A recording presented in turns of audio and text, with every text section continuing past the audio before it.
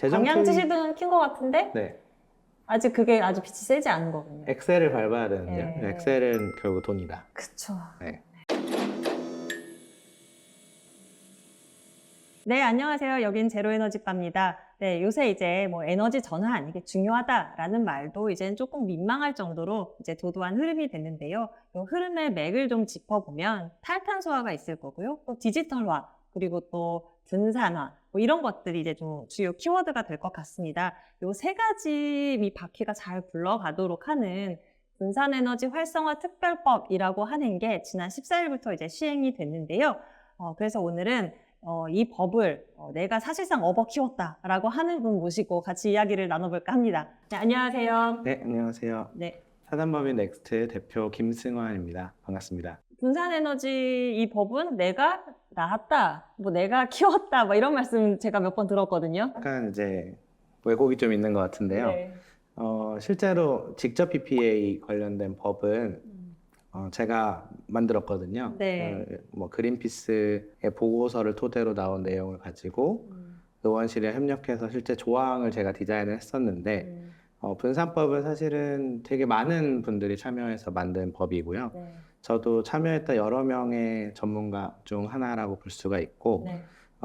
뭐 그냥 비유하자면 아버지가 되게 여러 명인 법이다. 아. 저는 뭐 여섯째 아버지 정도 있으니까 아, 여섯째 혹은 아버지다. 삼촌 정도 네. 되지 않을까 생각이 듭니다. 그러면은 그렇게 깊이 개입을 하셨으면 혹시 뭐 그 과정, 제정하는 과정에서 뭐 좀 들려주실 만한 재밌는 얘기는 없나요? 2019년에 처음 산업부를 주도로 해서 네. 분산에너지 포럼이라는 조직이 생겼어요. 여러 전문가들 한 20명 정도 되는 학자들을 모아서 이제 각 파트별로 자기가 분산에너지에 대해서 이렇게 하는 정책들이 필요하다라는 걸 발제를 했고요. 근데 그거를 이제 카테고리를 만들고 비슷한 거 합치고 하면서 챕터가 된 거죠. 네. 네, 그렇게 해서 기본적인 뼈대가 나왔어요. 이게 분산에너지 활성화 중장기 로드맵 뭐 이런 이름의 형태로 좀 돌아다녔거든요. 네네네. 근데 이거를 그 당시 여당이었던 민주당, 네, 김성환 의원실. 네. 여기 직접 PPA 법을 발의한 분도 김성환 의원실인데 네. 이 김성환 의원실에서 정부랑 협의를 해서 분산에너지 활성화 특별법의 초안을 그때 발의를 딱 했었죠. 네. 네, 여러 논의들이 있었는데 지금 돌이켜보니까 배정감독원이 제일 쟁점이었던 것 같아요. 배전 감독원이요? 네. 근데 지금 버전은 없거든요. 배전 감독이 뭐 하는 거예요? 그러니까 우리나라에서 이제 한전이 그 배전망을 운영하는 역할이 명시적으로 부여가 안 돼 있고 네. 그냥 관습적으로 해왔거든요. 네. 근데 이거를 이 법에서 명시적으로 하겠다라고 누가 감시해라 이렇게? 네, 하겠다라고 하니까 한전은 독점 사업자잖아. 네. 판매도 하는데 배전까지 그렇게 권능을 다 가져가면 문제가 생기지 않을까 해서 만약에 한전한테 권한을 주려면 판매 부분을 떼내든지 아니면 그게 당장 여의치 않으면 감독기구를 새로 둬서 적어도 분산에너지 사업자와의 충돌을 조정할 수 있는 기능이 있어야 된다라는 것이 논의가 막 있었어요. 네, 그래서 저도 배전감독원의 도입에 굉장히 찬성했던 사람 중 하나인데 네. 여기서 기재부가 탁 태클을 걸었죠. 네. 네. 왜요? 더 이상의 기관 설립은 안 된다. 아, 그래서 돈이 없다. 아, 돈이 없다. 네. 아. 네. 그런 문제들이 있었고 네. 또 여기에 동의하지 않는 분들의 의견도 막 들어가다 보니까 네. 그래 배전감독원 꼭 넣어서 이렇게 쟁점화 시켜야 되나라는 네. 고민들이 생기기 시작했거든요. 그러다가 2022년이 되면서 이제 대선 시즌이 되고 정부가 확 바뀌었죠. 네. 여당이 바뀐 거예요. 네. 근데 정부 입장에서는 야당이랑 입법을 할 수는 없어요. 그쵸. 여당이랑 네. 해야 돼요. 네. 이거는 당연한 거죠. 네. 그래서 여당 쪽에서 이거를 도와줄 의원이 필요했고 네. 그게 국민의힘 박수영 의원, 부산 쪽 의원인데요. 네. 그분이 새로운 버전을 발의를 하면서 네. 배전감독원 얘기를 빼고 네.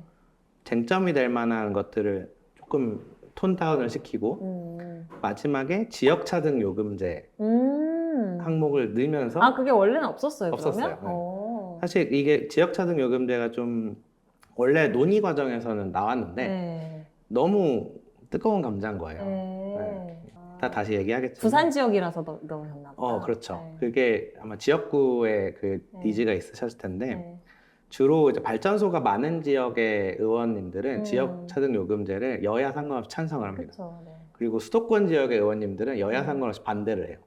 근데 마침 부산 쪽 지역구의 의원이 발의를 하는 과정에 이게 쏙 들어온 거죠. 네. 근데 이제 학계에서는 좀 놀란 거예요. 이거 우리 논의 과정에 없었는데 근데 갑자기 쏙 들어오면서 현재 버전의 분산법이 테이블에 올라오게 됐고요. 네. 그게 지금 현재 통과된 버전입니다. 그렇구나. 네. 네. 되게 재밌지는 않지만 네, 알겠습니다. 저는 되게 재밌거든요. 그래요? 네. 일단 분산 에너지가 뭔지부터 좀 알고 가야 될 것 같아요. 아마 제로 에너지바 보시는 분들은 대충 이 정도는 아시겠죠? 뭐 예를 들면 석탄이나 원전이나 이런 이제 기존의 발전소들은 한 군데에서 굉장히 많은 양의 전기를 만들어서 전국에 싹 뿌리는 이런 이제 식으로 운영이 되지만 예를 들면 태양광이라든가 이런 거는 소규모로 곳곳에서 전기를 만들어서 쓴다라고 하는 거. 그게 이제 분산 에너지다. 뭐 이렇게 알고 계실 텐데 이거 말고도 또 분산 에너지라고 하는 게 있다면 어떤 게 있을까요? 뭐 여러분들이 다양하게 정의를 하시는데 네. 사실 법에 정의가 있습니다. 법에요. 네, 그거를 하기 위한 게 이 법의 가장 기본적인 취지라고 보시면 돼요. 정의를 먼저 만들자. 네, 그래서 분산에너지법, 그러니까 분산법 제2조의 1에 보면 네. 분산에너지란 에너지를 사용하는 공간 및 지역 또는 인근 지역에서 공급하거나 생산하는 에너지로서 대통령령으로 정하는 일정 규모 이하의 에너지를 말한다라고 되어 있습니다. 네. 그래서 그렇게 해주시면 제가 또 이제 네. 집중력이 좋지 않아가지고 네. 풀어주세요. 네, 그래서 여기서 중요한 거는 일단 많은 사람들은 규모에 집중을 해요. 그래서 규모? 분산 에너지는 작은 에너지다. 응. 근데 작게 만들려다 보니까 뭐 지붕에 설치하는 태양광이나 우리 집 앞에 설치하는 태양광 이런 걸 주로 생각을 하시는데 사실 이 정의에 따르면 어느 정도 규모의 이하이기만 하면 네. 그리고 인근 지역에 있기만 하면 다 분산 에너지가 될 수 있거든요. 네. 네, 그래서 사실은 분산 에너지가 될 수 있는 건 굉장히 다양합니다. 전기차, 뭐 수소 연료전지, 네네네. 전력을 열로 변환하거나 다시 네. 열을 전기로 변환하는 네. 그런 저장 장치들, 그리고 배터리 네. 이런 것들이 다 분산 에너지 원으로서 활용을 할 수 있고요. 근데 여기서 네. 근데 많은 사람들이 놓치는 부분 중 하나는 네. 공간적 개념입니다. 공간. 그러니까 예를 들어서 분산 에너지라는 것이 실제로 에너지를 소비하는 곳과 전혀 동떨어진 곳에 있다. 네. 그럼 이건 분산 에너지일까요? 아닐까요?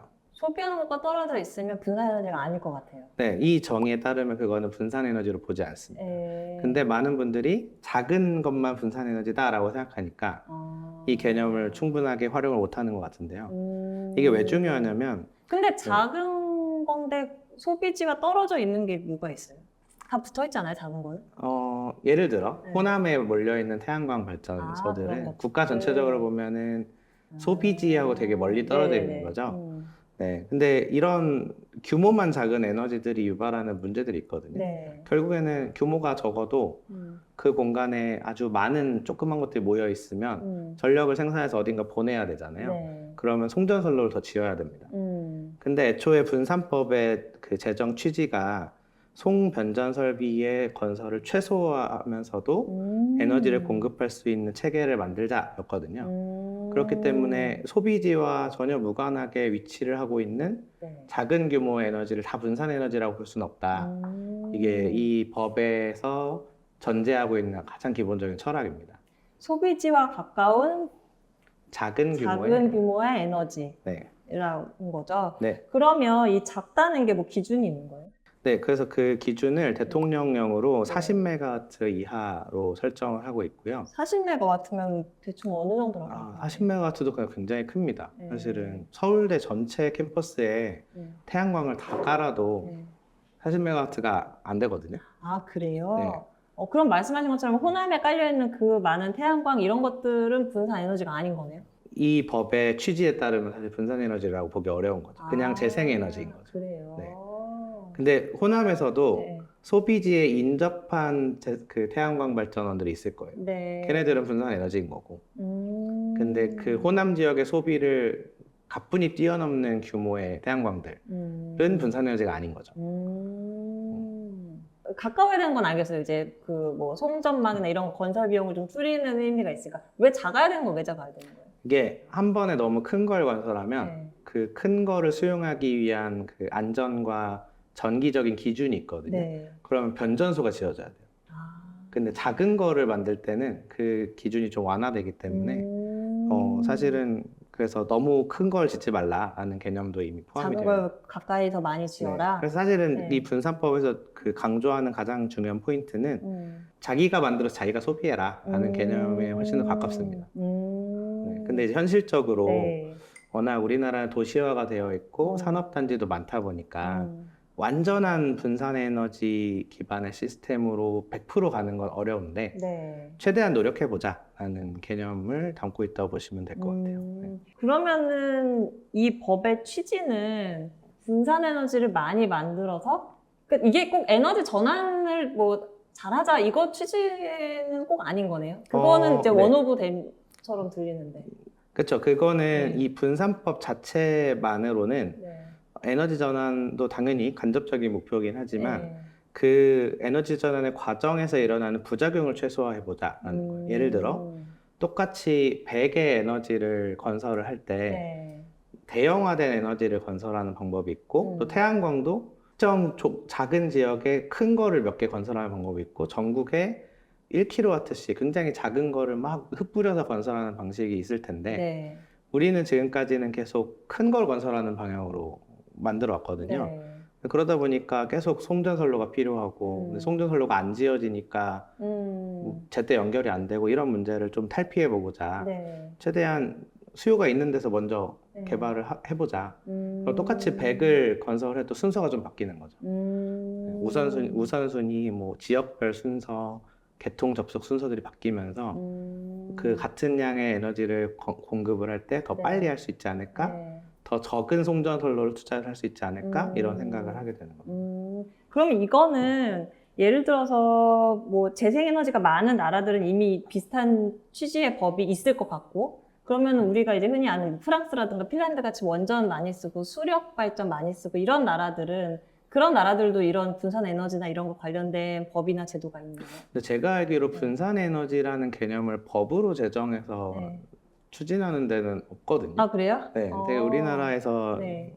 하고 있는 유니크한 접근이다. 왜 그럼 우리나라는 왜 이게 필요했던 거예요? 우리는 이 지역별로 에너지가 네. 편중되어 있는 상황이 굉장히 심각하기 때문에 정말 최후의 수단으로 법이 나온 거 아닌가 생각이 듭니다. 왜요? 그러니까 우리나라가 굉장히 빠른 경제 발전을 하면서 원전, 석탄, 그리고 가스 발전소처럼 대규모 발전소들의 힘을 많이 빌었거든요. 네. 그러니까 한 번에 왕창 빨리빨리 짓고 송전선로도 빨리빨리 연결을 해가지고 국토를 빠르게 발전시키고 산업을 발전을 시켜 왔는데 그렇게 한 3, 40년이 지나다 보니까 수요는 계속 서울에만 서울 근처에만 증가를 하고 에너지 전환을 하려다 봤는데 또 우연치 않게 재생에너지도 다 호남에만 잠재량이 그렇죠. 많이 있는 거죠.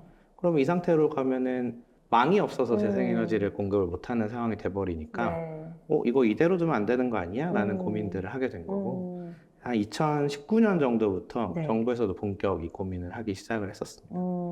그래서 이 법이 제정이 됐다. 네. 딱 분산 에너지에만 딱 포커스를 네. 맞춘. 그리고 이 법이 이제 말씀하신 대로 되게 생소한 법이잖아요. 그러니까 단어도 쭉 보니까 뭐 처음 들어본 단어들도 있고 해서 이 내용을 좀 들여다보고 싶은데 일단 제가 이제 내용도 많고 해서 임의로 그냥 나눠봤어요. 먼저 이 분산 에너지를 공급하는 부분, 그리고 이거를 쓰는 부분, 그리고 그 공급과 수요를 연결해주는 시장에 관한 부분 이렇게 이제 나눠봤는데 이제 공급과 관련해서 법을 쭉 읽다 보면 앞부분에 이런 게 있더라고요. 분산 에너지 설치 의무. 그러니까 뭐 예를 들면 뭐 택지나 산단 조성할 때 뭐 분산 에너지를 일정 비율 이상 반드시 공급해라. 뭐 이런 내용이 있더라고요. 이렇게 의무가 들어가는 게 네. 사실 썩 좋은 접근은 아니에요.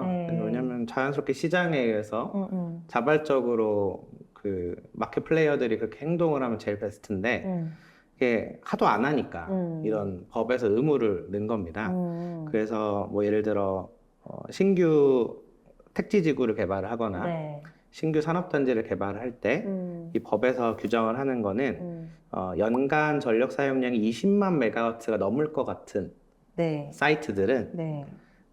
이제 분산 에너지를 설치를 해서 네. 어떤 특정 비중을 넘겨라. 네. 이게 지역별로 다 다르게 세팅이 돼 있어요. 아, 지역별로 뭐 경기도에 산단 조성할 때는 얼마 이상 뭐 네. 이렇게 지역별로 그래서 나와요? 전력 자립률, 자급률이 네. 낮은 지역은 더 많이 설치하게. 그래서 수도권 지역은 더 많이 설치해야 되고요. 네. 네. 호남이나 뭐 충남 같은 데는 네. 전력 자급률이 꽤 높은 상태이기 때문에 좀 적게 설치해도 되고. 아, 그래요? 그러면은 왜 그 용인의 반도체 단지 이런 데는 여기 다 적용이 되는 거예요? 적용이 대부분 되는데요. 네. 근데 워낙에 의무 비중이 되게 낮게 설정돼 있어요. 아. 2%, 4% 이러거든요. 아, 그래요? 네, 귀여운 어. 숫자들이죠. 네네네. 네, 그래서 사실상 제가 네. 볼 때는 크게 규제가 안 된다. 네. 이미 우리는 건축물 지을 때 뭐 제로 에너지 관련된 규정도 있고, 여러 가지 에너지 효율 관련된 규정도 있고 해가지고 이게 썩 그렇게 유의미한 규제냐라고 저는 보지는 않습니다. 그리고 실제로 설치 의무 대상도 네. 연간 20메가와트라고 했잖아요. 이게 감이 잘 안 오실 수 있는데요. 서울대학교 캠퍼스가 네. 서울시에서 제일 에너지를 많이 네네네. 쓰는 곳이거든요. 네. 여기 연간 전력 사용량이 19만 메가와트 아워예요. 그러니까 여기도 안 걸리는 거예요. 네. 그러면 서울의 대상이 될 만한 공간이 별로 없는 거죠. 그렇죠. 아니면은 면적으로 네. 100만 제곱미터를 넘어가는 택지지구. 아, 택지지구는 이것만 맞춰요. 면적 기준만 있어요. 아, 이게 뭐 이렇게 크로스로 체크를 합니다. 음. 이것 중에 하나라도 만족을 하면 이제 걸리게 되는데, 음. 근데 연세대가 두 번째로 큰 학교거든요. 네. 서울에서. 네. 근데 연세대 면적이 약 95만 제곱미터더라고요. 그래요? 연세대도 안 걸리는 거예요. 그러니까 이렇게 치면은. 아, 그러니까 굉장히 네. 아주 작은. 이거 왜 넣은 거예요? 그럼 이렇게 하나만 한 거. 그래서 비율도 작고. 이게 재정 과정에서도 네. 계속 이런 논쟁이 있었어요. 이게 네. 너무 풀어준 거 아니냐, 네. 너무 완화시켜 놓은 거 아니냐. 네. 그래도 첫 술에 배부를 수는 없다라는 게 이제 이 정부의 입장인 것 같고요. 그러면 뭐 앞으로는 이거 개정하면서 올려갈 생각인가? 그렇죠. 그래서 네. 이게 그 분산 에너지 설치 의무량이라든지 네. 의무 비율, 네. 그다음에 대상자들은 시행령을 통해서 조정할 수 있게 돼 있거든요. 근데 이런 게 좀 문제가 이게 앞으로 규제가 강화될 거라고 생각하면은 네. 지금 막 들어와요. 네네네. 그럼 그쵸. 소급 적용이 안 되니까 되게 컨트롤하기 어려워지는 거예요. 근데 뭐 이 법 때문에 이거 적용 안 받으려고 미리 뭐 계획 어떤 판단을 짓거나 하진 않겠죠. 그래도. 그렇죠. 그러진 않을 거고. 사실상 좀 효과가 없겠다, 이 조항은. 강제하는 거? 저는 그렇게 생각을 하고 있습니다. 이렇게 이제 강제하는 거 말고 보면은 그런 것도 있잖아요.